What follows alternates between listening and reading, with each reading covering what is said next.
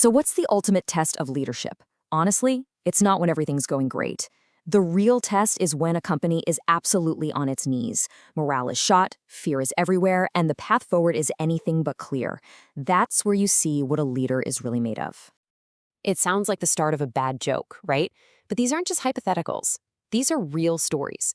Two of the most legendary corporate turnarounds we've seen. And they were led by people who, if you looked at their resumes, seemed like the worst possible fit for the job. So how on earth did they pull it off? All right, first step, you've got Alan Mulally. This guy spent his entire career at Boeing. Now, think about that industry. You've basically got one major competitor, Airbus. It's a duopoly.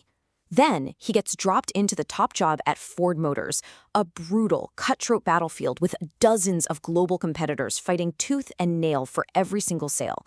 Talk about a different ballgame. And then you've got this guy, Louis Gerstner. He's coming from Nabisco. We're talking Oreos and Ritz crackers. And his new job? To save IBM. You know, Big Blue, a tech titan built on a mountain of patents and decades of super specialized research. I mean, the leap from cookies to complex enterprise technology is just mind-boggling. So this is the real mystery, isn't it? How did these outsiders, these total industry strangers, walk into these failing giants, earn the trust of people who'd been there for decades, make these incredibly painful decisions, and actually win? What did they have that was more valuable than a lifetime of industry knowledge? Well, the answer is actually way simpler than you'd think, but it's also incredibly powerful. Their success had nothing to do with knowing how to design a car engine or a mainframe computer. Nope. It was all about their mastery of two fundamental leadership skills. Okay, let's dig into the first one. It's a big word, conceptualization. But all it really means is being able to think clearly when everyone else is, running around with their hair on fire. So what does this actually mean in the real world? Well, picture Lou Gerstner showing up at IBM. The company is bleeding money and the noise is deafening. Everyone, Wall Street, the board, insiders, they're all screaming, "Break the company up." But Gerstner, he tuned all that out. He dug in and realized the real problem wasn't IBM's size. It was a culture that had totally lost touch with its customers. His big contrarian bet was that IBM's greatest strength was actually putting it all together for clients. Finding that one core idea in all the chaos, that, my friends, is pure conceptualization. But look, a brilliant strategy is totally worthless if it just gathers dust in a fancy presentation. And that brings us to the second, absolutely critical capability, execution focus. This is where the rubber meets the road.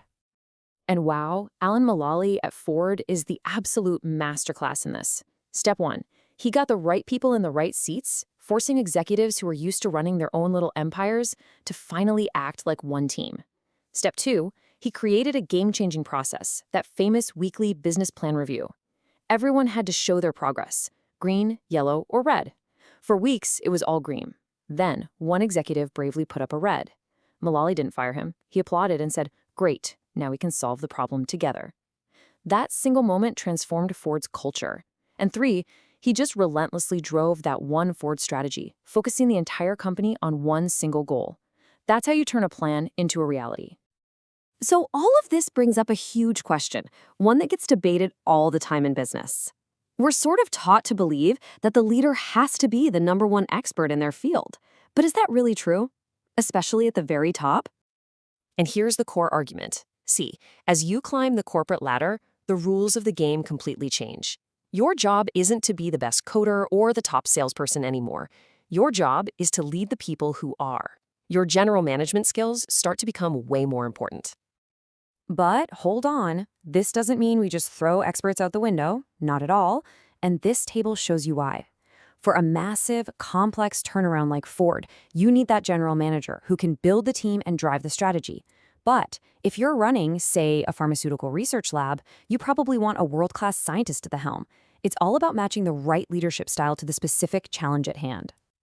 And this, right here, is the big aha moment.